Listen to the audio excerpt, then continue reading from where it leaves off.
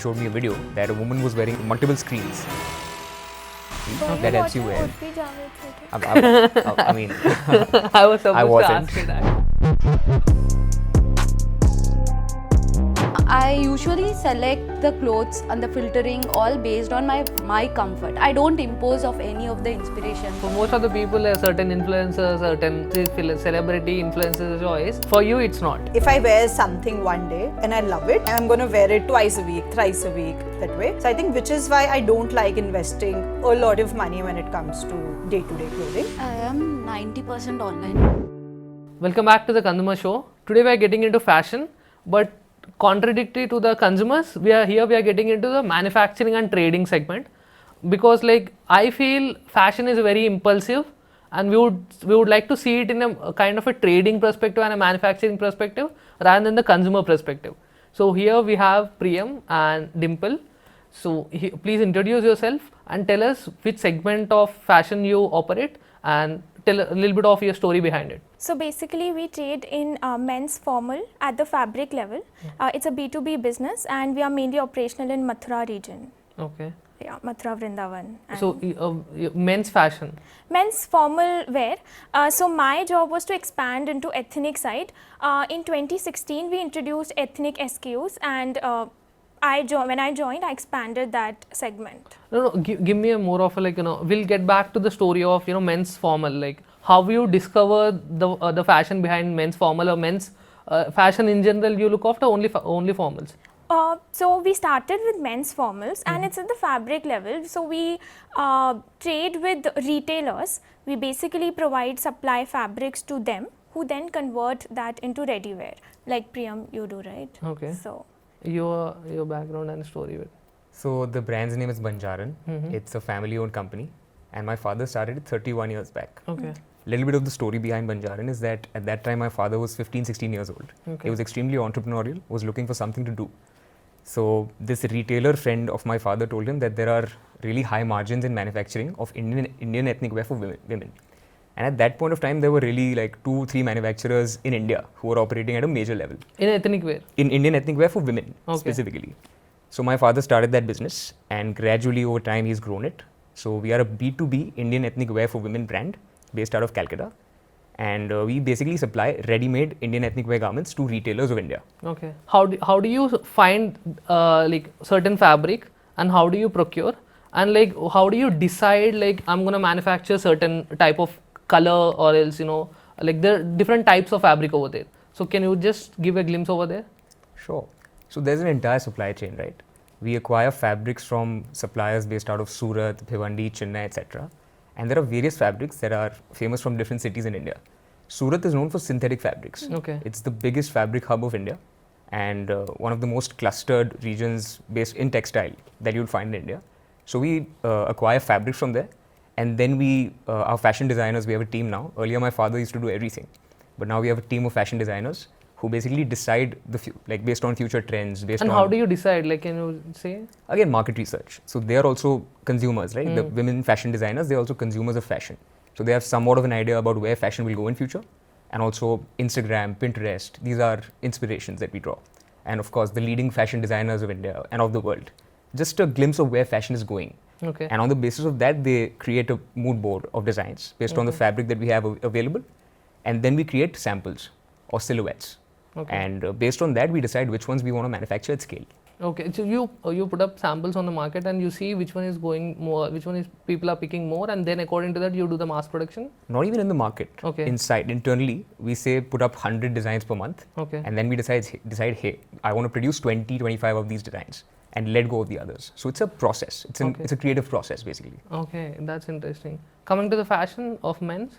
So we talk to many retailers to understand what their demands are, and then we give that feedback to the manufacturers, and basis that they also decide their inventory, and we have to do it like we have to adjust time also because they take time to manufacture. So basically we are the middlemen of retailers and manufacturers. Okay. So we really have to take their perspectives into account, and they in turn have to take their customers' perspectives. So like for example, Priyam's customers are basically our customers.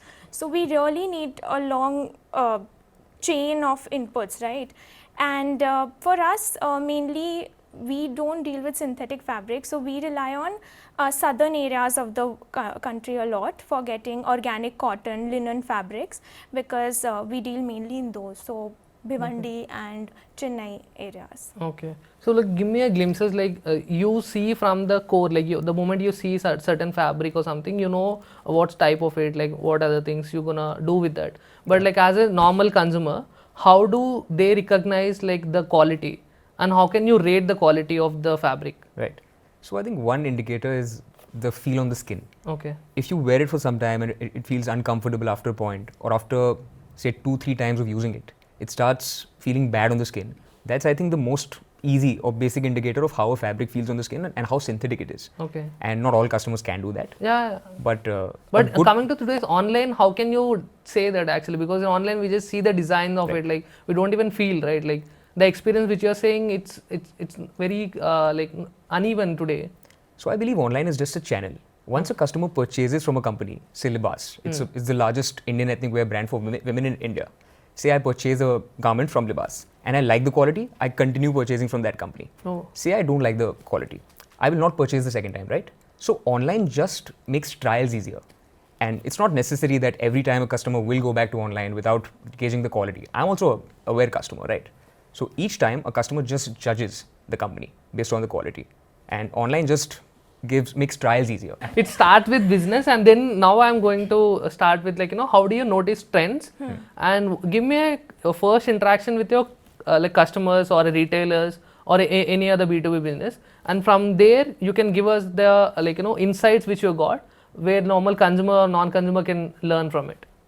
Any of you can go. So about your last question, be it consumers, non-consumers, after a point you get to know the vendors, you get to know, like Priyam said, that it's a business of trust basically. If I order from a website and I don't receive good quality, there are less chances that I'll reorder from that place. And same happens in the B2B segment also. So we try to partner with vendors who are known for quality, and people who are in the industry, they have the experience. For example, you asked about fabric, right? So silk fabric, there is a ring test. It basically passes through the entire ring if it is authentic silk, and it's not clean, there are knots in between. So that's the that's basically a measure of pure silk. So with time when you experience these things, you get to know these things, and this happens for both retailers and consumers. Okay. So give me an interaction with the customers, and what are the insights you got, like first interaction which made you change the perspective of fashion? So coming back to your previous question first, that is how we get inspired and how we decide what to create. So there are various layers of experience that we have as humans, right? First, say I interact with the ladies around me, what they're wearing, what they think is good fashion, what they think is bad. So that gives you a good perspective. Then what is selling online, what is selling in the markets, what kind of companies are doing well, which ones aren't. I'm talking about retail companies. And then of course, as Dimple mentioned, there are various checkpoints in the entire supply chain. So you'll see that when a trend goes out of fashion, the fabric suppliers will not try to provide those kind of fabrics, because if they will, the manufacturers won't purchase that. And a fabric supplier goes to various manufacturers, and I'm one of them. I'm one node in the network. So when they come to me, they'll come with various kinds of information that, hey, X and Y manufacturers, they are not purchasing this anymore because this has gone out of fashion now.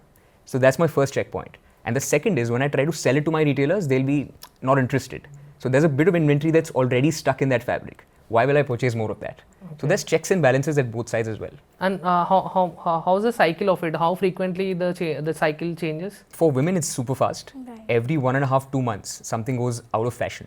So the faster a demand for a particular design comes or a fabric, the faster it goes out of fashion.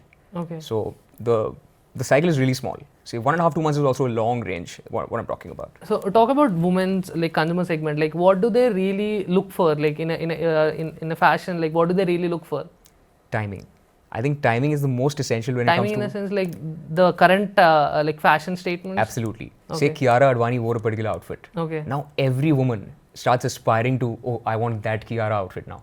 And there's a particular timing that if certain manufacturers and retailers capture that, they get to ride the wave of that outfit's lifespan. The moment it goes viral, they try to put up what fabric it is and what they'll circulate in the whole manufacturing segment. Right. Our retailers come to us and say, hey, today the landscape has completely changed. Okay. Women are coming in brick and mortar retail stores with photos of celebrities and saying, hey, I want this. And they're like, she wore it yesterday in the IFA Awards night. How can I have it today in my store? Okay. But those are the kind of expectations that online fashion have kind of given rise to.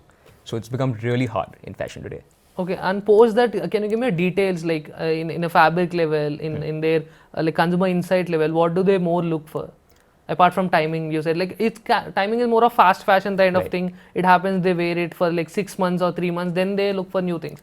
But in the 3 months, what were the deep insight?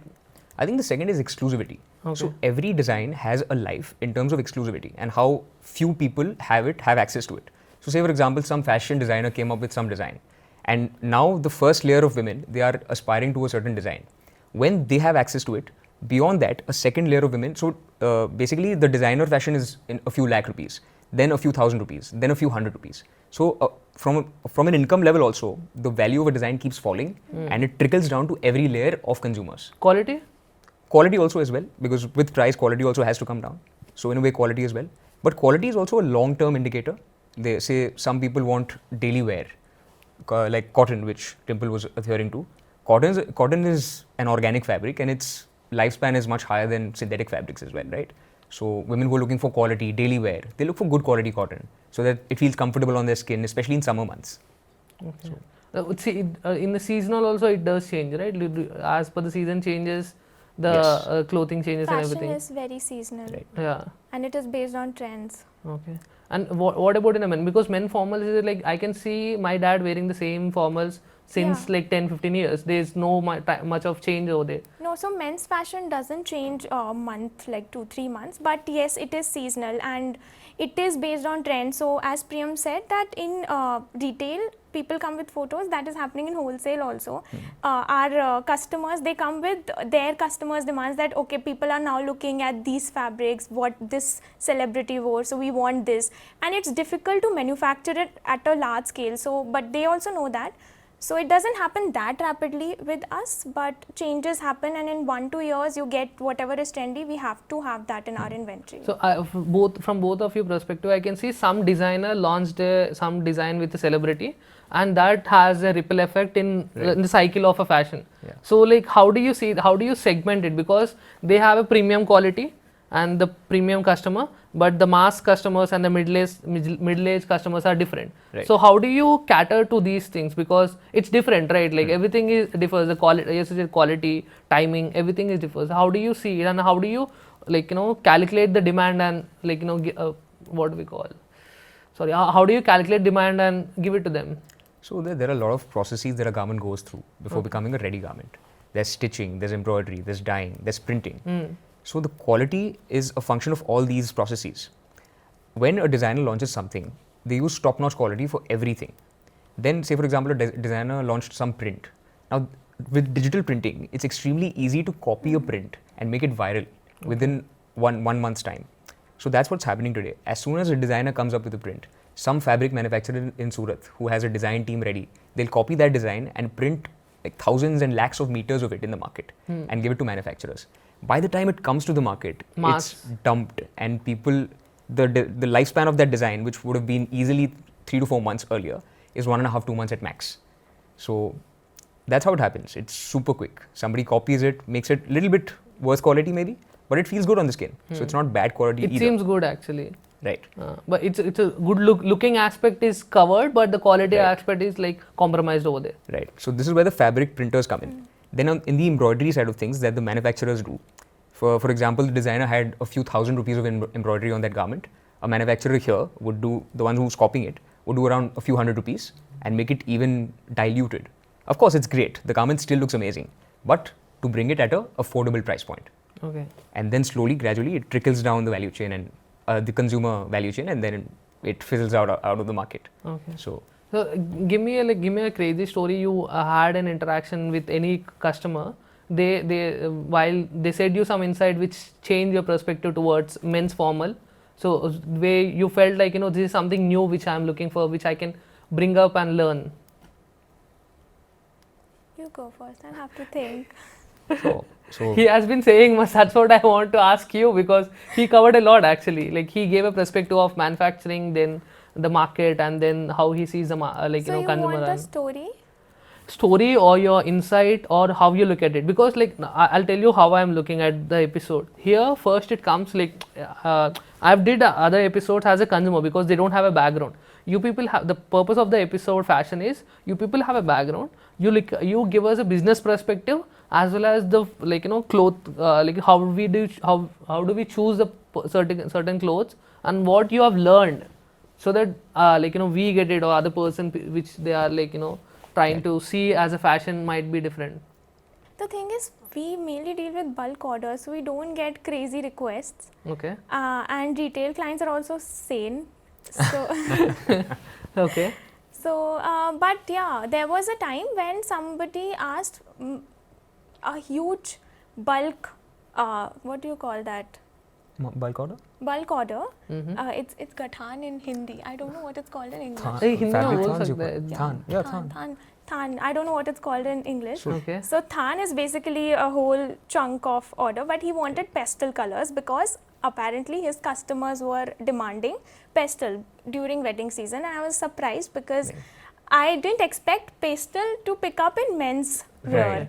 So, but it is apparently in It is. Mathura. So that was a surprise Oh. because it's very trendy in women in the country and basically around us. But men's I don't see a lot, and especially in Mathura from this vendor client. Right.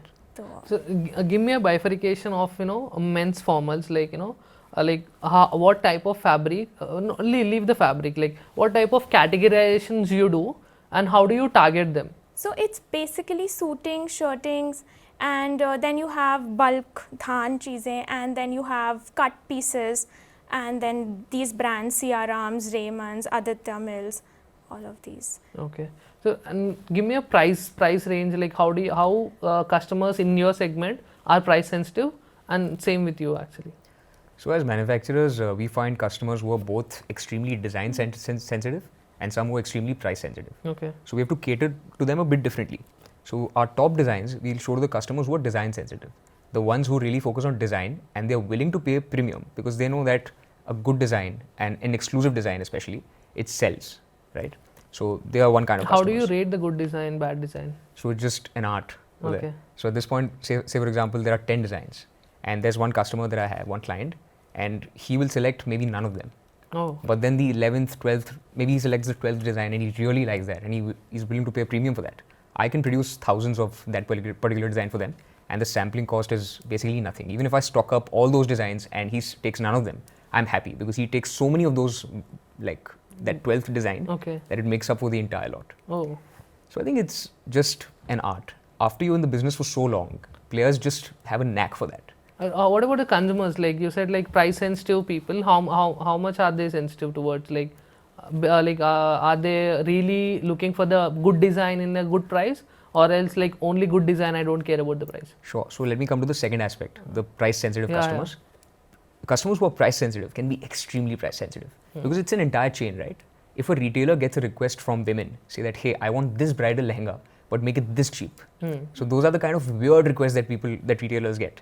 And that gets passed on along the supply chain. So Okay. the retailers will come and tell the manufacturers, can you produce this for me, but In a make it this cheap? Yeah. And I'm like, it's just not possible because I have to dilute the quality so much, the embroidery, the dyeing, the printing, so much that it doesn't make sense for me to produce such a design. I don't want my brand to be associated with those kind of designs. So I have to like reject a lot of orders because of that. But then again, the expectation mismatch in today's market is massive because there are players who are making it for that cheap and they don't care about quality, right? So, yes. You want to say add on something? Yeah, unlike Priyam's work, actually we have to cater to multiple clients. So there could be retailers catering to high-end customers, so they want to keep premium, and that goes up to like 1200 to 1300 per meter, which is steep. Even more than that. And then there are also customers who want it for, let's say, 120, 130 per meter. So, but we have to have inventory to cater to all of these people. And with suitings, formal wear, an interesting insight, because the make is very expensive. So if you go to a tailor and get your suit made, it's very costly, 3,000, 4,000 minimum. So people usually go for high-end fabrics, even the like price-sensitive customers for suits. They would want that for Because it's a once in one-time a investment. lifetime investment, they see it. They see it as an investment Right, rather right, than the right. purchase actually. So now we'll get into your consumer, like what type of brands you consume, like in general in your fashion, and give me a glimpses of like what type of clothes you generally buy in your purchasation. Dimple? I was afraid that you'll ask for Zara and H&M wale kapde because I don't like Zara H&M that much. I prefer you would say more of an Indian brands, Right. because like that's what, like even in the watches and the perfume I was asking what's an Indian brand you're looking for, Okay. and watches they said like null, except Titan. So I like small local brands like Rareism is cropping, Fable Street is there. So these Indian brands, I think they are more sustainable and they support slow fashion, unlike Zara H&M. So I tend to buy more from these places. And which was your highest purchase in purchasing brand, like this brand you have bought frequently? To be honest, I'm not that brand savvy. Okay. I usually try to make my own outfits from the fabrics. Okay. But I would say Rareism is one brand that has stuck with me. How do you judge when you go for shopping? Because you have been in the market, you know what it's good quality or bad quality, and how do you, if you're going in a local market? For me, the criteria is fabric, the Okay. fabric quality, and I know how to judge thoda bahut, so I can. Can you like give me the parameters of it? So by the touch and feel, you can understand that, and you ask that whether it's pure silk. Also, you get it. So if you are shopping online, you can see in the additional information the fabric is written like it's 100% cotton, 100% organic. So I try to check that a lot, because that will determine how long lasting, how sustainable this outfit will be. And I don't want to buy something which is like very disposable. How long a fabric can sustain? So natural organic fabrics like cotton, linen, silk, they are pretty much everlasting, but polyester types fabrics, they won't last. So the lifespan of these synthetic fabrics is very less. Okay. If you take care of your clothes, they take care of you. Okay, that's a good, like what, tell me about your consumer journey in the clothes. Sure. So earlier I did not used to shop too much, but Okay. of late I've been experimenting, especially in the past 2 years, ever since I have been in the fashion industry. So I've been trying a lot of different brands, especially online. So same, I try to purchase something. If I like the brand, I continue. If I don't, I don't. So, is it in a streetwear or else formals or else how? I don't do streetwear too much. Neither do I do formals. I want to look a bit different. So this particular website, I don't know if you've heard of it. There's Pernia's pop-up shop. These kind of like designer wear shirts. So there are some really nice brands like Seven, like Shantanu, Nikhil. So these are the ones I've been trying in the past, and I've been liking them. So, and of course I have phases. So once in a while I'm trying something. Recently I bought this kurta set from Kalki, Okay. and I really love that. I think Kalki is a brand that, regardless of men and women, you should definitely try out if you're looking for something in Indian ethnic wear. Okay. So they're doing a really good job. So give me a consumer journey of your like your domain, like in women ethnic wear, how it has been changed over the years. So post COVID, since online, Instagram, and being inspired from celebrities has become so easy and so fast paced, I think the entire value chain of fashion has become faster. So earlier people used to ride the wave for longer. A trend used to last for longer, and now the lifespan of a trend has really become compressed. One is Max that 2 months. maximum, like that's too much. In fact, I'll give you the story of quad sets. So when I early on came into the industry, quad sets had just become a thing and they were just taking on. So I invested a lot in inventory of quad sets. By the What are time- quad sets like? Can you explain? Coordinated sets. Okay. So Fancy basically, nights. Okay. so there's a running joke in the industry that quad sets they are called night suits Okay. for some reason. But yeah, so they are coordinated sets. The top and bottom are coordinating. They are of the Okay. same color Oh. and mix and match sometimes. Oh. The color has to Yeah, coordinate yeah, basically, I got it, yeah. and they can be styled in multiple ways. They can be shorts at the bottom. They can be full length. They can be plazos. So the bottom and tops, the variations are endless, right? So there was a huge They're trend of quad complementing sets. each other or it's same color? It's Com- most of the time Mostly it's same color. Same Mostly same color. color. That's why they call coordinating. Okay. But so yeah, talking about the trend. So they came in and I invested a lot in the inventory. But as soon as, so it takes around 2 to 3 months to produce something in bulk, right? So when various designs came in, I invested in around 50-60 designs. By the time they came in, consumers had already started phasing out of quad sets. Oh, So the entire inventory had to be sold at a very diluted price. So we've seen those days also, like when you invest so much in an inventory, but by the time they come to market, they're out of fashion. So it's that quick. by the time they come to the market, in a sense, in span of 2 months, Right. the fashion fades out. Right. So say for example, something is taking off and you're getting good feedback from the customer. Hey, I want more of this. Hey, I want more of this. The entire value chain is now aware about it. So a lot of manufacturers, they get into that. But now, by the time they come to market, the entire market is full of that. Oh. So why will a woman who looks for exclusivity invest in that, right? So she wouldn't want to buy it anymore. Let's get into the categories of fashion. Like give me a, like what type of categories of fashion which has grown over the years. By categories, you mean by price? No, in general, like ethnic wear as like formal wear and daily, like street wear, Right. those kind of things. So I can tell you about the Indian ethnic wear for women. Okay. So currently it's about 17 billion. Currently by 2023 it was 17 odd billion for women and around 0.91 billion for men. Okay. And by 2026 at 8 odd percent CAGR, it will grow to about 26 billion for women in India itself and around 2.2 for men. Okay. How frequently do women shop in ethnic wear? So currently, like my generation of women, for them it's become more of bridal and occasion wear. Okay. So say for example, there's a function in the family, they'd want to wear ethnic, they'd want to look good. Prior? Previously, women used to wear, like women between the ages of say 35 to 55, they used to wear they currently also, they wear Indian ethnic wear very frequently for daily wear also. Women earlier, sari was a big trend. Now sari is slowly phasing out. And now kurtis and salwar kameez is very common among women in that age bracket, especially if you're staying at home, and office wear, for office wear also, it's a big trend. Okay. And now it's kind of becoming for occasion wear and western is also coming in, streetwear is coming in for women also. But I think Indian ethnic women is here to stay because Lindy effect, right? Something that has lasted for so long, for more than 100 years, thousands of years now. It's bound to last and some element of our culture will remain. So it'll transform, of course, but it is here to stay. Okay. So like like in a men's fashion, like I do observe a lot of like like middle-aged men, like from like 30 to 40, they prefer more of formals for office wear, but the colors are similar. Like I can see a same type of colors they are wearing everywhere.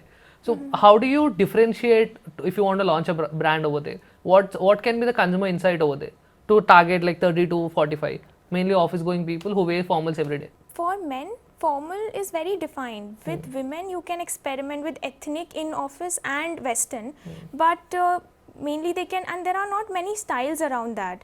It's just either this type of collar or mandarin collar. There are not sleeves or other SKUs that you can play with. It's mainly color and the fabric. It boils down to that. That's why fabric is like much sought after in men's formal wear. Then women, it comes to quality, it comes to design, it comes to the whole look. But with men, it's mainly color and just here and there tweaking of the styles. So yes, we play around with colors a lot. For us, getting the right colors, getting the trendy colors is very important. And in office setting, I feel now hoodies and all of that, these things are also coming, so it's not very rigid. So smart casuals are also kicking in.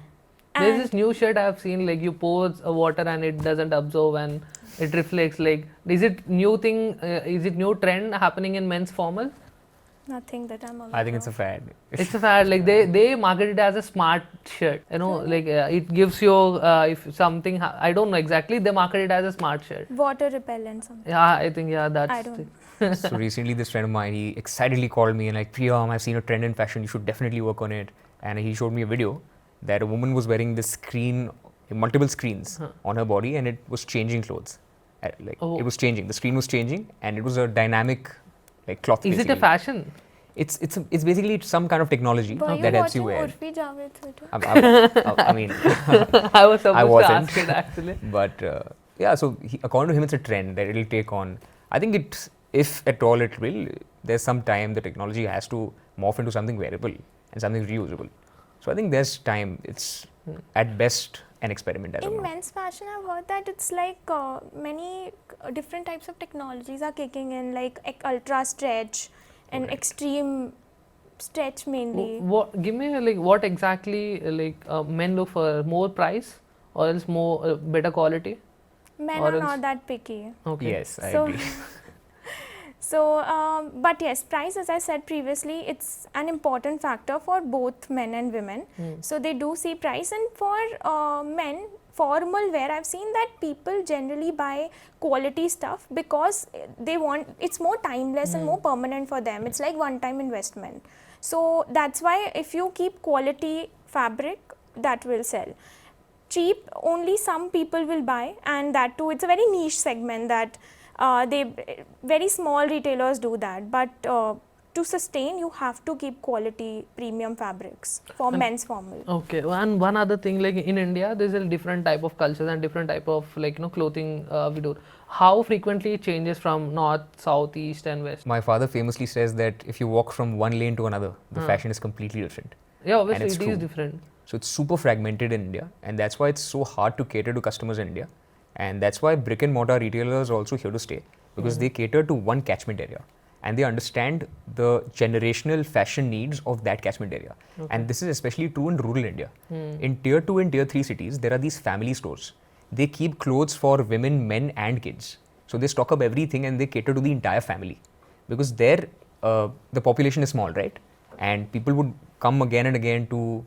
And if they see the same thing, they They don't also want to, give they the don't want to buy it. post payment option. They don't give a payment at the time. They give it in Right. post, like after at a festival time or else some other Sure. time, right? If there is trust, then of course Yeah. retailers can do that. Yeah. In a men's But it's same. It's formals. It's a similar. Or It's similar, but I have to disagree with you because I feel that in fashion there are two main buckets. One is timeless, like saris, suits, they are there, and one is trend, like Indo-Western. So some trends stay, like Indo-Western and lehengas and all of that, they have stayed, but God said it will fade away. So a trend could become timeless, or it would just be a trend. And what's a timeless trend you have seen? lehengas, Indo-Western. Okay. In women's fashion.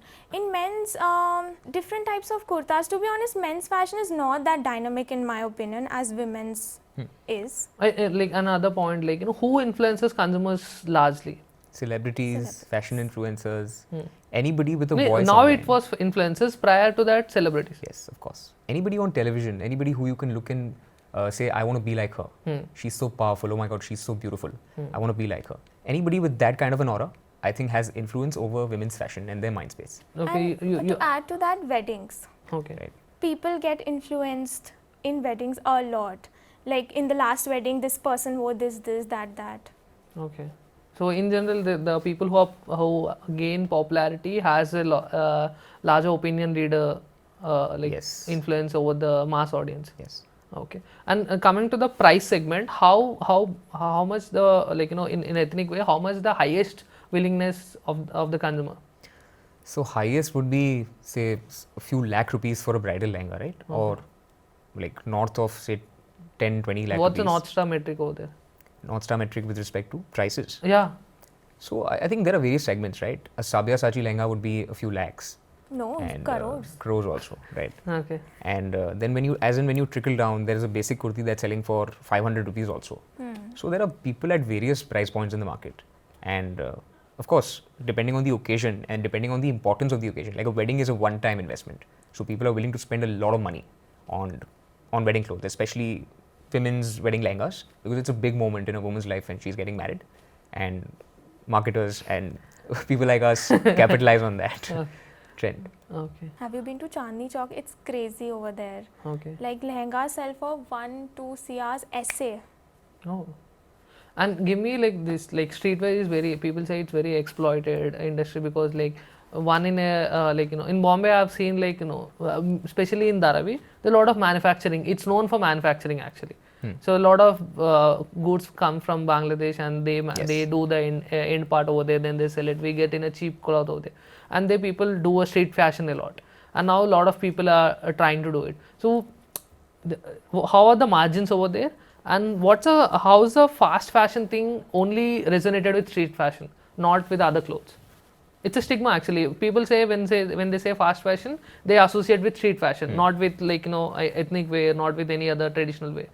Couple of things. So firstly about margins. Yeah. So in fashion, again, you operate anywhere between 5 to 6% margin if you are a trader of a commoditized product, to 600-700% margin when it comes to something that is selling at a store level. But for customized lehengas, it's beyond imagination. It can be anything. You give me a number and that is available in the market, those high margins. And sorry, what was your second part of your question? Why the stigma fast fashion, like, associated with only streetwear? So I think fast fashion is associated with it because youngsters, they are the drivers of this trend, and they are the ones who shop online. And online fashion, you find multiple options. Do they really care about quality a lot? No. Not too much. They say that we are sustainable, the Gen Z, but I don't see sustainability kicking in like next 20-30 years. Okay. Prior to the ethnic wear and the formals, how different the consumers are over there and the fast fashion people? So previously, like last few generations, like women between the age of 35 and 55, they used to shop not as frequently. They used to shop during festivals. That's why you used to see a bigger spike during festival times, Durga Puja, Diwali, etc. Yeah. So Navratri, of course. But nowadays, it's become more distributed across a few months. So whenever you need or whenever you feel like shopping, because it's become more accessible, because disposable incomes are higher, people are shopping more frequently. At least that is one I trend can that I've see noticed. like Sannyhitha shopping in class actually. Right, maybe she's shopping right now. Yeah. So like in your thing, like back to the question actually, like the consumer segment is different, the income is different, but the color choices and the aesthetics have been also evolving, right? Like what are the influences over there actually? So Instagram is a big driver, right? So say for What example, for Instagram? Instagram comes from a reality, right? I'll tell you. So social status. Okay. So say for example, you go on Instagram and you click a picture wearing a particular Indian ethnic wear outfit and you upload it. So for a woman, the life of that dress is over now. Okay. She probably, because her entire social circle has seen it, probably, like very few women want to consciously reuse products. They want to reuse the same outfit. But mostly, there's a tendency to not repeat it, maybe beyond 2-3 times after you've posted something, a picture. So since everybody in your circle has seen it, you might not be able to wear it. Otherwise, a good choice could be wearing it in different places, consciously deciding which groups to wear it with and when. And So after that you don't feel like repeating. Of course. And you should maximize the number of repeats in order to use it sustainably again. And that is fast fashion. You not consciously consuming a product for a longer lifespan. Right. That is fast fashion, and it changes with trends. So you see someone on Instagram wearing a particular, you want that immediately, and then you impulsively buy online. Right. That is fast fashion. Okay. Absolutely. And one personal thing, what's like in a clothing segment, like you've been coming from it, what does branding mean to you? Like how does branding affect your choices, in your personal choices? So of course, I am a big believer in quality. Okay. So for Not in branding part. I think it comes with quality, right? So again, when you associate a brand with quality, when you try its But product, sometimes branding they sell a story rather than the quality. depends on what the story is. For me, the story has to do with quality, like excellence. I believe in doing the best you can. So I want to wear a product that has done the best possible things it can. The best embroidery maybe, or the best fit, the best fabric, something that feels good on the skin. So those are the kind of things I look for in a brand. And of course, something that makes me look a bit different. So yeah. Bit different in the sense? In the sense that if it's common, if it doesn't make me stand out, I would not be too interested in that particular brand. Okay. So streetwear, not my thing. Okay. Because of course it's great and people who can pull it off can pull it off. I've tried it, doesn't look good on me. Okay. And of course it's out there now, it's around me. So I would want to look a bit different, maybe stand out. So wear some shirt maybe, so that's more my style. For you, it's quality and exclusivity. For but you? for general, if I say, I don't think they are really hopping on this quality train. They see price points a lot. They apply those filters, sort low to high. And the brand, as you said, which is able to sell a story, which is able to provide that trend in a very cheap price. For you, I'm asking. For me, again, quality. Okay. And so when I search also, I apply these filters, sustainable, local brands. So I apply these filters and I tend to shop from very unheard brands. So that I get the most. And I also write like linen, cotton, silk, these fabrics I want. So quality and fabric is the most important. I agree. Tell me, what's your favorite brand? From the known ones, Rareism, because they have good quality stuff, Okay. and Fable Street. An unknown underground brand. Unknown. There is Bougainvillea that I recently shopped a dress from. What they specialize in? Normal, like dresses and tops, tees, all of that. Okay. You? So I don't have any favorite brands as such, but I recently bought this shirt from Seven. Okay. It's a brand that I discovered at Purnia's pop-up shop, and I love this. Like the way it makes me feel, the fabric, the look and feel of it is something really nice, and also the color. Okay. It's indigo that really appeals to me. So yeah. Cool. Let's get to the segment of shopping.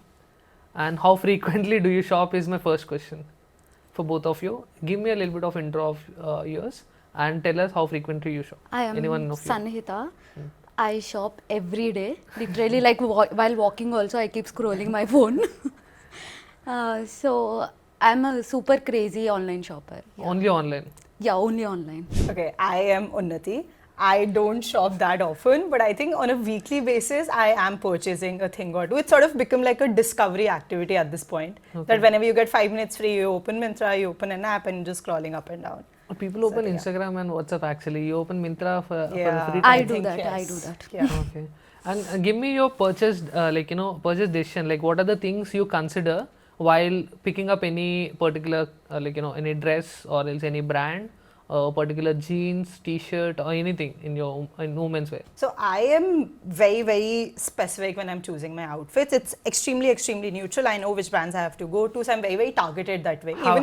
How you decided that you know how to wear and? So I think at this point, it's been so long that we've been purchasing ourselves that we've sort of understood that this is the brand that works for me. For example, I know that Mango as a brand works for me. So whenever I know that there's an event coming up or whenever I want to just shop casually, that is where I go to. But when it's like leisure shopping or retail therapy is what I want to indulge in, is when I go to Instagram and look for maybe some thrift stores, because that is when you get some vintage stuff, something that will stand out. So I think my ratio would be 70% going to Mango, just picking basic stuff, but 30% if going on Instagram and no brand in specific, but all of these pages that are sourcing stuff from outside and going for those vintage outfits. Okay. That's how I particularly choose, yeah.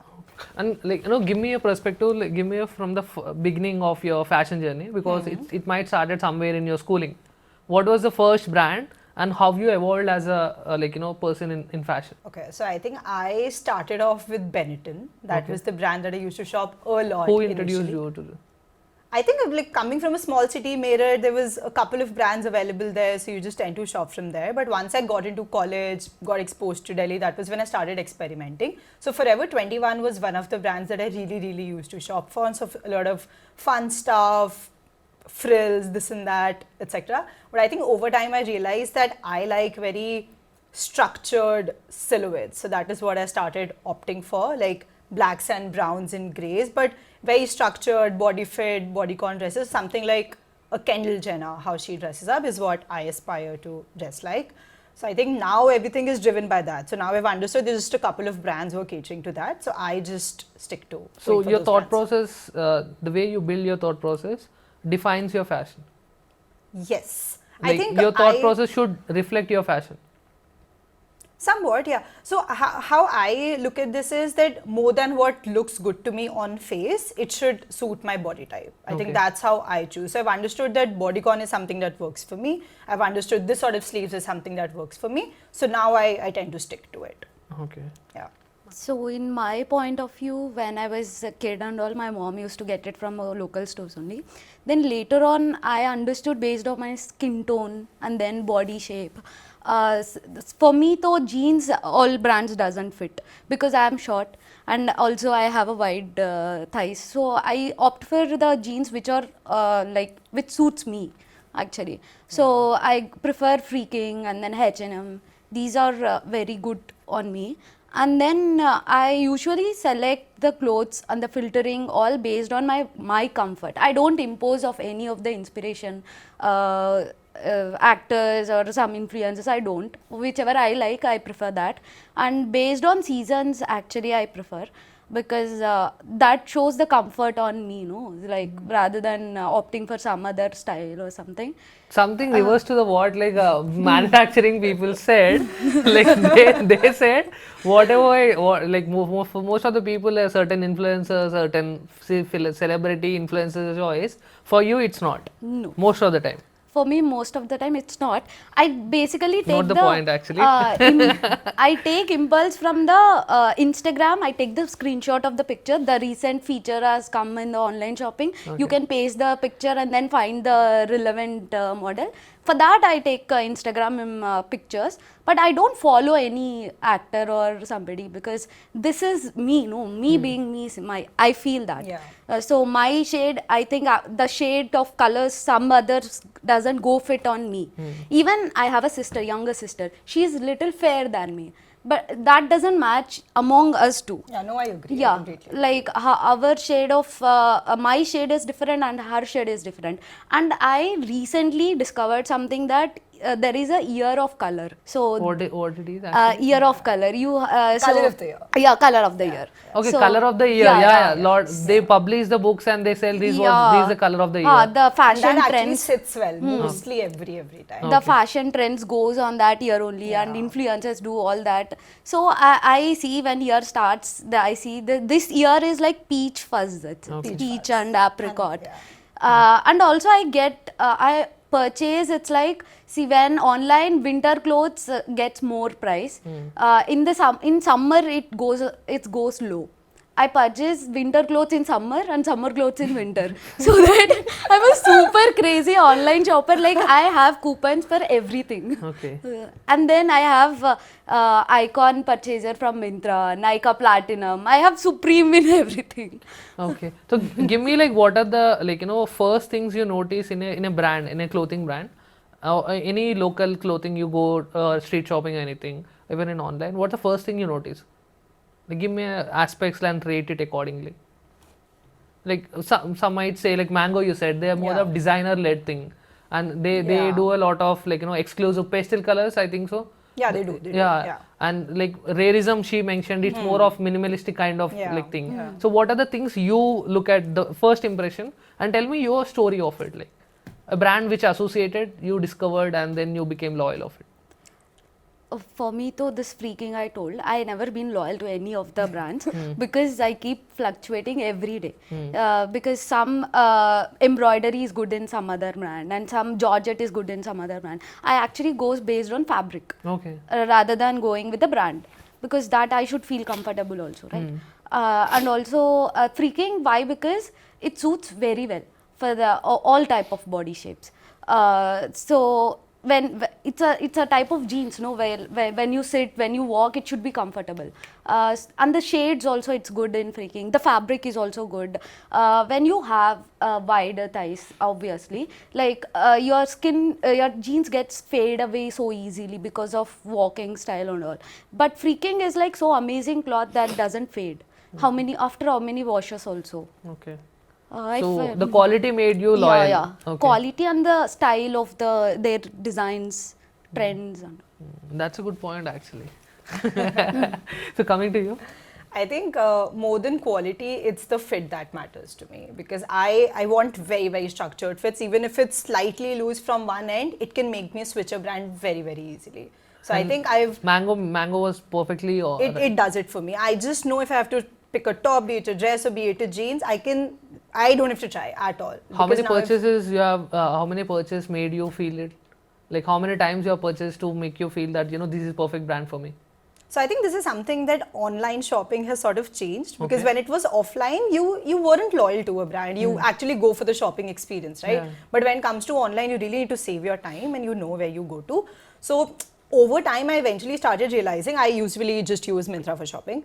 Over time, I realizing that the only products that I'm actually keeping with me are Mango products. Everything else I end up returning. It's a decision, like subconscious decision, and you gradually decided. Yeah, I think subconsciously that happened. I wasn't like consciously going out and opting for Mango. Now I agree I do. But previously I just started realizing that even when I'm scrolling, the only I wish list, and then when I go back I realize, oh, it's Mango. The other one that I was like, oh, again it's Mango. So I think it's subconscious decision that and also give me a like experience you regretted buying certain brand, and why, and what was the brand? I don't actually, because I see all the filters and I see how it is. I read all the But description. there's no disappointment in your purchase. See, do you believe actually I never returned my order also. I purchase shopping on Very flat rarely. prices. I regret shopping on flat prices. Okay. Any brand. And I only want to shop. I during don't sales. like the concept of jumpsuit. okay. Okay, I can go there with that. Okay. Have you regretted any purchase? That's what I'm saying.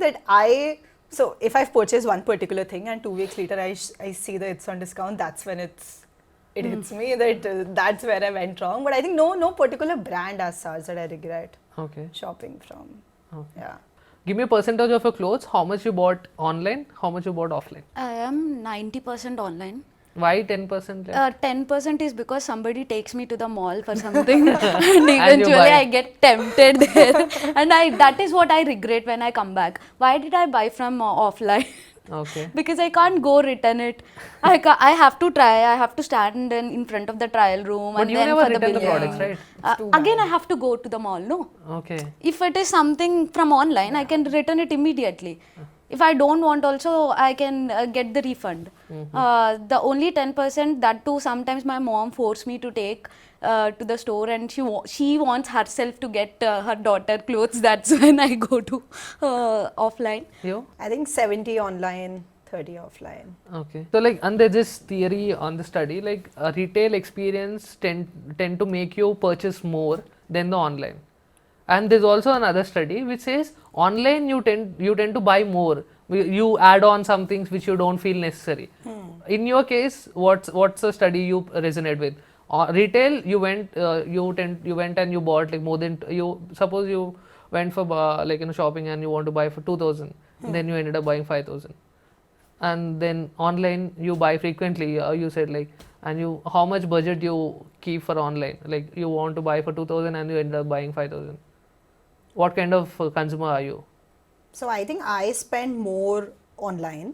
Offline, I'm a little more conscious. Do you keep add-ons while you're spending online? Yeah, so I think that's where the amount increases. So I think how it works for me is that whenever I see something, I just wish list it. That's not when I'm actually buying it. I gradually keep making my cart. Over time, I realize that, okay, now I don't like this thing at all. So I remove it. So I think it's a process of 3 to 4 days. And I think online also gives you that time to make a more conscious choice. When you're going to shopping, it's so impulse. You don't have opinions. You don't have friends to ask what looks better, what doesn't. So I think online gives you that time to make a conscious choice. You're also in that space of buying a more expensive item. Okay. Because you then have developed this trust that, yeah, okay, this is the best that I can find. I've searched every website and now I'll go for it. How many websites you choose before purchasing a big order? And what are the websites? I think 3 to 4. And do you look for the same fabric in a different brands? Same material? Similar style. Similar style. Yeah. For example, if I'm going for a long bodycon dress, that's what I'm going to filter on a Zara, Mango, ASOS, all of these parallelly. And then raw, whichever I like more, I'll just go for it.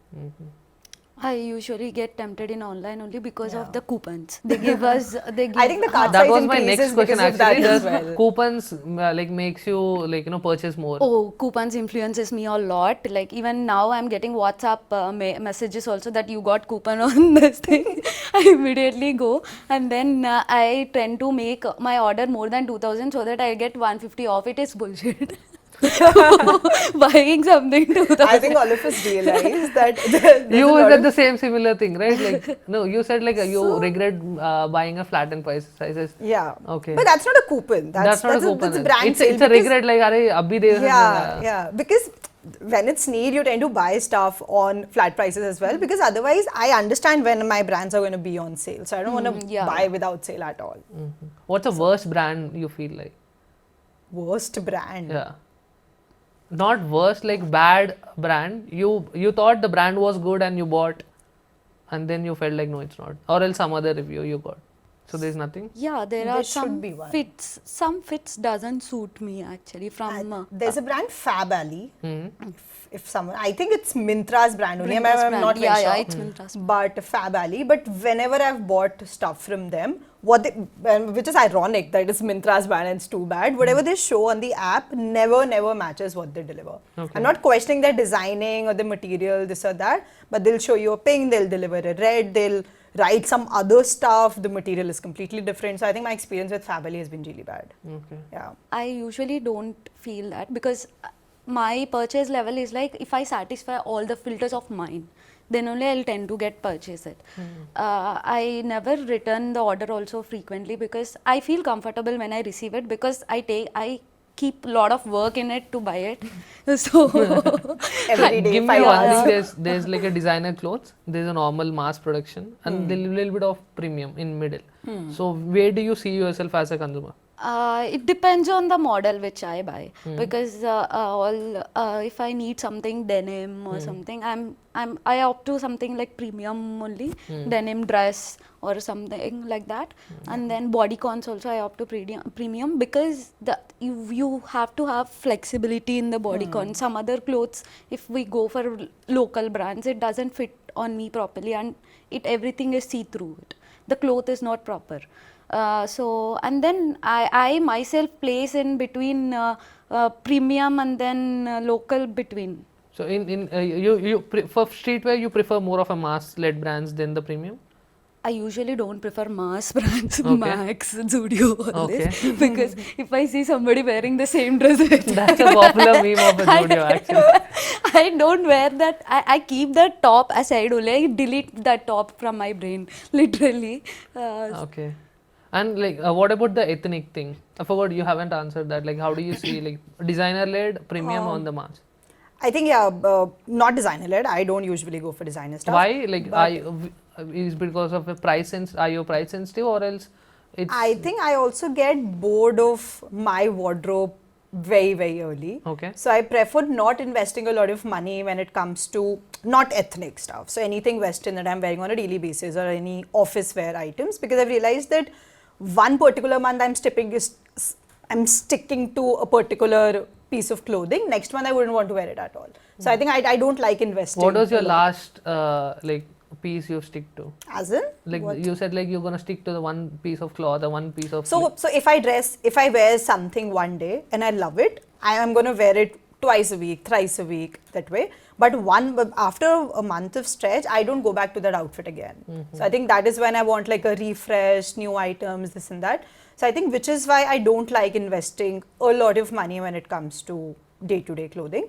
So jeans and shoes, I would say premium, but everything else I think sub-premium, sort of, yeah. So something Priyam mentioned, like a lot of women wear, like they want nowadays, there are a lot of functional benefits have been done, just like pockets he was mentioning. Yeah. How do you see these functional benefits in your shopping experience, and what does that influence in your purchase decision? I think from functional benefit point of view, as much as women rave about liking having pockets in their outfits, they don't use those pockets because carrying a bag at this point has sort of become a norm. You just don't use your pockets. Even I get happy when I have a pocket, but I've realized I am never using those pockets. Everyone is carrying a bag. It's sort of become a style statement at this point that it's a necessary. Yes, there are sling bags and lot of bags you carry.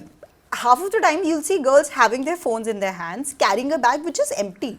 So I think it's just a part of the outfit at this point. And pockets, I have pockets. It's sort of this reel also which went viral on Instagram.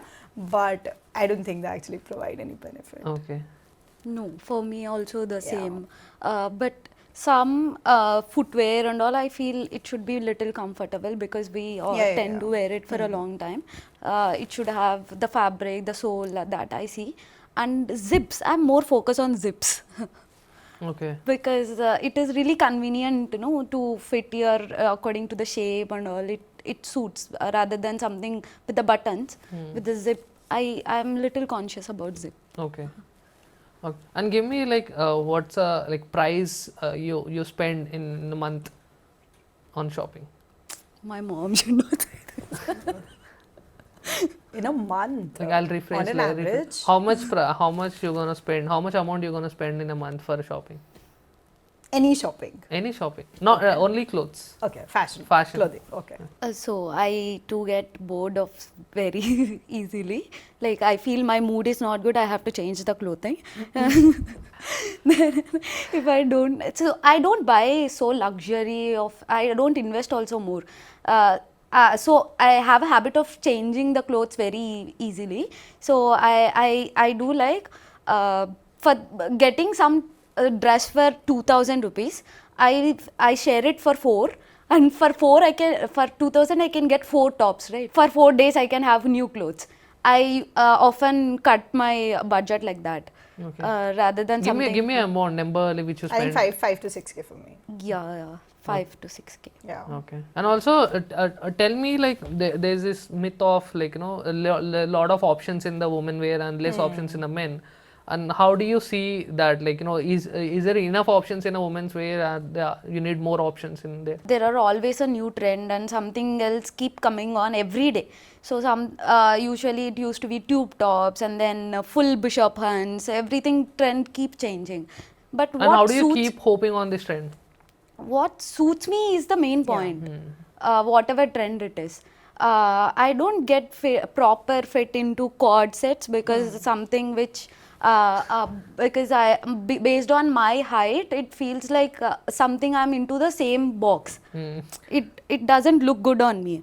It depends, but I never had a cord set. Very rarely I get, but to have an experience, that's it. Give me throw me some light on the formal wear. Women's formal wear. They're like very less brands I can see, less options we can see. And being in a B school, like how do you find the best formal wear and how do you judge them? I'm sure you have bought some formal wear like while working or else somewhere recently. So my general dress sense also is a little on that side. Formal wear. Yeah, structured, as I said, right? Structured and very body fit silhouettes. So I think for me, Marks and Spencer's is one additional brand over and above Mango, which I think does very good when it comes to formal. Second, I think one place which I personally feel women struggle when it comes to formal wear is that they don't make enough good high waist bottoms, because at this point every woman is very used to wearing high waist bottoms, but when it comes to formal wear, it's a very basic cigarette pant that's usually available for women. That is where at least I struggle. But Mango and even Zara at this point, these are the brands that make good, well fitted formal wear. But Zara colors are so bright in the formal wear, no? Yeah, I mean they're catering to all sorts of audiences. I get my basics as well from there. Cool. Only, yeah. And like give me some throw light on ethnic wear. Like because how frequently you shop ethnic wear? If there is some festival. Only for festivals. Or else Festivals, some events. And what do you see? Do you weddings. see brand in ethnic wear or else quality or else price or else, like what are the colors, aesthetics? What's a bigger factor? I think brand no, designer no. Mostly how good the work on the fabric is and how good the fabric feels. For example, I move away from nets. I don't like nets for at ethnic all. wear, you would like to go for offline shopping than the online. 100%. I don't think I've ever shopped ethnic online. Like basic kurtis, day-to-day kurtis I'm disregarding, but like proper ethnic, never online. I shop like kurta sets and all from online only. Something so much of work and then designs, kundan, something heavy. I opt from store only because that's what I'm saying. So Whenever I get are it. you saying like in general when you're doing for the daily wear or you want to change your wardrobe, you prefer online, but with there's something special or ethnic wear something, you prefer going offline and have this retail experience. Correct, yeah. Yeah, because the ethnic wear, no, we have to try everything. How it looks on us. If we something get it online, no, it takes a lot of time getting something, trying and returning. It takes time. Rather than going to the store and getting it is really convenient in ethnic. And last topic I wanted athleisure. Like I wanted to like how do you see athleisure? Like do you see that it's converting into a daily wear because there's a trend like athleisure having a daily kind of a daily wear because like I can see a lot of people wearing athleisure to the offices as well as to classes, everywhere they are going. So how do you resonate with that and how do you see yourself towards athleisure wear? Okay, so I do wear athleisure and I do agree that even I wear it to classes, even I used to wear athleisure to offices. Okay. I think it's sort of you can style it in very different ways. Until now, women only used to have the well-fitted pants, the yoga pants that we had, right? Now there are flared ones available, there are one with cuts available. So athleisure also is sort of experimenting with the SKUs that they offer to ensure that they're not just restricted to sports or gym or any physical activity for that matter. So they're expanding in that space to get the consumer to use it. And I What's think your favorite brand in that? I think I usually get either Adidas or Decathlon. These two There only, is new brand Bliss Club. Yeah, I don't use Bliss Club, but these, yeah. So I come from Meerut, so I've seen a lot of sportswear being manufactured there, but I've understood that it tends to get bad very, very early because there's a lot of friction. It's very close to your body. So it's very, very difficult for a athleisure brand to make their way to the audience. So the I quality feel. is biggest factor in Yeah, athleisure. I've experimented with a lot of brands, but I think only Adidas and Decathlon have been able to nail it. Okay. Cool. I feel Bliss Club is also very good Yeah. recently. It's really convenient and I doesn't feel it like it's on me. It's so light and Yeah. And any question? I don't have. Like, and one question. Like, what's the like aspiring brand for you in the clothing? Aspiring in sense of wearing, Yeah. like working with. Like wearing, not working. Actually. As a consumer, like Aspiring. you want to try, but you're thinking of trying it, but haven't tried till now, and might be surprising reason, might be unavailability or something. Oh, I'll tell you. There is a little box. Yeah, there's one. It's their layout and then clothing, everything looks so cute. But I couldn't try till now because I don't know how it is, because it's not available on usually used online shops like Mundhra, Jio. They have their own website and we doesn't know how it going to reach us. Like how is their shipping, how many days it takes, how is the cloth. That I want So to does try. all these things influence in your purchase decision, like quick delivery and all? Yeah. Yeah, 100%. Obviously. Yeah. And also one thing, like last one, the branding part. Mango you said, like, and Marks and Spencers you said Bliss Club and other thing. How does the branding of the story and the brands thing influences your, like, I know that you said like quality matters top notch than anything else, but like there's also branding aspect there, some way subconsciously might be influencing. How much percentage it is? I might appreciate a brand for their brand story, but I won't go and purchase for them for their brand story, I would say. Okay. Yeah. It's end of the day our purchase, no? Yeah. So however your story is. That's a good end line. Now we are getting into an industry segment, kids wear, and we're going to deep dive into what type of things, as manufacturer as well as seller to a lot of retailers. Aditya gonna deep dive into those. Give us a little bit of intro of yours and let us know what exactly your work, and then what are the things you go through in a kids wear. So I'm Aditya Mundhra. I'm the founder of Little Hug Clothing. So it's a kidswear brand majorly focused on providing affordable yet trendy clothing. And my major market is the rural parts of North India, be it Bihar, UP, Jharkhand. This is a different segment altogether. So we have First Cry, that is one segment that caters to tier 1, tier 2, tier 3 cities. It's a kind of a premium. First Cry, do you call it as a premium segment? I won't call it premium, but catering to the Upper middle urban class areas, and- upper middle class and Oh, middle class. okay. And my product would be catering to the Mass. lower middle class as well as the rural people. Tier with 2 low and income. 3? Yeah, tier 3, 4 and 5, Okay, I'll okay. say. Mm-hmm. So majorly that. Okay. So so it started in 2021 when I was looking for a gap in the market to actually enter. I did not want to enter into the menswear since it's very saturated, and I thought I won't be able to find that gap there. And everyone knows kidswear is something that will eventually boom in the coming years. So I went to the market, I spoke to a lot of wholesalers regarding where's the gap and what can I fulfill there. And there I got to know that they need products which are affordable because rural people In are kidswear? Kidswear, yeah. Kidswear. And rural people are very price sensitive. So I have to maintain my cost, keep it lower than the already existing products, but as well as maintain the quality that the competitors are providing as of now.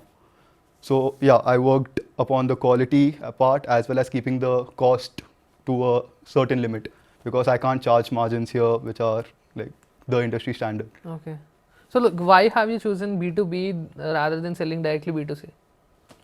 For my consumer segment. Yeah. So as I was telling you, the people I sell to, they are not very online friendly or online shoppers. Even now, the parents who shop for the kids go to the nearby store that's besides their house or in the locality and shop it from those small stores itself, which keeps a lot of brands and not even those big stores, small stores. And whatever the store seller says that, yeah, this is a good brand, this is a new quality and a new fabric has come in, they'll actually trust them and buy it. What do they look for actually? Because your consumers, like you say kids wear, but exactly your consumers are like the purchase decision makers are the parents, Yeah. and the consumers are the kids. Yes. It's something diverse, like Yeah. nothing like fashion men or something. So like how do you like see the consumer journey here? So as far as I've seen in my market, kids, at least the younger kids don't have much say on their choices. So it's the parents that we have to please at the end of the day. And So they are price sensitive. very price sensitive. And since they are price sensitive, my wholesalers are also very price sensitive. Even if I increase my price by 5 rupees a piece, they'll actually come behind me ki, why did you increase your price? The competitor hasn't increased your price. But apart from price, what are the apart from price, like what are the other things they look for? So yeah, a rural customer would majorly look for, I'll say 3 aspects. One would be price. Second would be the feel, as Priyam also mentioned. For my product, it would be more of how soft does it feel and how thick is it. So in our industry, we call it GSM, gram per square meter. So higher the GSM, the thicker it would be. So it shouldn't go below a certain limit because that's considered low quality. So maintain the GSM. And the third aspect would be the shine of the product. So we have to actually maintain our dyeing standards so that the shine should be there. So while product purchasing, these 3 factors. So does the parents they look for these things and these 3 things, and do they ask these certain questions while purchasing? It's not about asking. So they end up the shopkeeper ends up showing a lot of products to the consumer, right? So whenever they pick a product, they'll say ki no bhai isme itna shine nahi hai, show me some other product. And then they'll be like ki no, the feel is not good, it's not soft, and they'll just There's they won't ask for it, right, like but they tier look 2 for that thing in the product unconsciously or consciously. Okay. So like adding to that, there is perception like tier 2 and 3 chooses a lot of products which are a little bit of shiny, so that they can stand out or something. Does it adds to the same in a kids wear too? Definitely. So shine as well as I mentioned, as well as the color combination these days. Okay. So earlier days they used to prefer dark colors only because it doesn't get dirty quickly, because light colors do tend to get dirty. But when I entered, I entered with the perspective that why dark colors? Like, is it because kids kids roam around a lot and play, and dark colors don't tend to seem dirty, at least for outsiders, right? Even if it's dirty, it doesn't seem dirty. So they tend to pick up dark products more. But when I entered, I actually introduced dark products only. But then I got to know these days they are also looking for English colors. Why? So I think even it's a change, evolution. Yeah, it's a change in customer preference, as well as I think it's more of because of the internet penetration also, I'll say, because they are now actually on Reels, on Instagram. They're also looking at what other kids are wearing. So somewhere that perspective comes in, okay, I'll also make my child wear this. So now I have both dark colors and light colors, and I have to specifically ask my consumers, what do you want, the dark color one or the light color ones? Okay. And one thing, like here, when you talk about colors and the aesthetics, like how it evolved from the beginning to till now. Like you said, dark to pastel colors, but when aesthetics, the designing element, how do you decide? Like, because how do you in terms of designing, I said like trend. Like how do you find out the trend? This is what the design I'm gonna sell, sell to my consumers. So that's not me who decides it. I'll have to keep both the SKUs with me. So as I told you, I have dark as well as the pastel colors as well. So whenever I sell to my wholesalers, they know what product sells in their area. Every area has a certain set demand. This area would actually ask for dark colors and this area would ask for light colors. So whenever I take up orders, I make sure to ask them what kind of shade do they want. Do they want the dark portfolio of my products or the light portfolio of my products? And design more or less would be, at least in kidswear, there are like set standards of SKUs. One is the standard round neck baby suit, like Baba suit, the top and bottom set we call. So in that, if we are giving dark colors, the print changes majorly, because in dark colors print has to be a little light, I'll say, and in light colors we can give actually whatever print because it comes up in light colors. So the print changes majorly, and I don't think there's much of a change in design. And give me a perspective of tier 1 cities and the premium. Like how does the kids wear over there work? Like they what does they look for? Because when I say premium and the like in a tier 1, they are they also price sensitive, and what are the colors they look, and what are the evolution have you seen in there?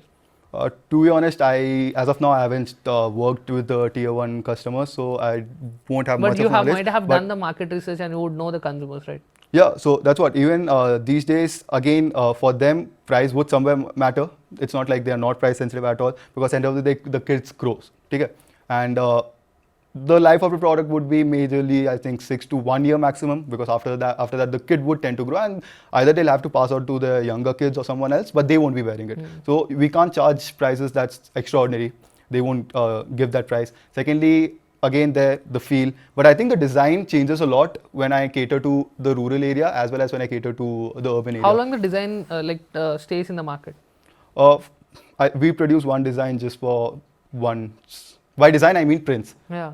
And another design would be the style of the product. So round neck, few products would have buttons here for easy wearing of the children, and then one will have a front open. So those are fixed SKUs as of now. We'll just keep changing the designs, colors, and those. And then we have a separate department that actually caters to the seasonal demand. So if it's winter, they'll actually work on the hoodies, sweatshirts, and track pants, and what's up and coming in the market. What's the new price fabrics. range for all these things in a kids wear? Specifically for your tier 2 and 3 market? So for me, product starts at around 85, top and bottom set Okay. for the final consumer, and it can go around till 500 as well. Okay. Depends on the product that you're selling. So if I'm selling a denim pant and a t-shirt, so it can go, like my product starts at 200, but a cotton top and bottom set would start at around 80, 90. And you said like one thing about dark, one region has a dark colors, another region has a light colors. Give me which region in India has used more dark colors in a kids wear and light colors in kids wear? Region within a certain market itself. So consider Bihar. So Bihar, I've noticed tier 5, like actually rural, like actually the villages area, they'll The tend to Mandal take. Parishad and Gram Panchayat kind Yeah, of so area. they'll take dark colors because even they are not their preference hasn't changed that much. But when I go to areas like Muzaffarpur and those District level. they'll ask for a mix of dark and light as well, because they have consumers coming from above like upper middle class as well. So they'll also need the light colors. Okay. So it's on what consumer they are catering to. Okay. So like you're saying like does it income level also influences over here? I think we can say that income level might. Okay. Okay. Okay. Because like it's 10 minutes, like you gave because I want the purchase journey and the colors and the aesthetics of it. And apart from that, like give me, if someone wants to start a brand like in a kids wear, where do you see, even if yourself want to like make it to the D2C, where do you see as a bigger margins and the greater brand building capacity? So I've been thinking about this a lot. Like even I want to enter the D2C market with kidswear itself. So what I feel is lately the change would come with the change in the generation of parents. So in the coming years, we would be the parents and we would be shopping for our kids. So as of now, customers aren't very keen on making the kids wear very fashionable products. But in the coming times, I think our generation would want our kids also to be as fashionable as we are. So Because I it's a think personality they want to showcase. exactly. So if you look at children in US, they tend to wear streetwear from a very young age. They tend to wear all the trendy clothes from a very young age. And even when we look at it, it's like, wow, yeah, like what a fashion sense. Yeah. So I think that would come up in India as well. So that is one area I think people can cater to. Premium, if not pricely, like not the price aspect premium, but the quality designs and the trends, you could actually make them for kids as well. So I think that would be one part that we can cater to. Okay.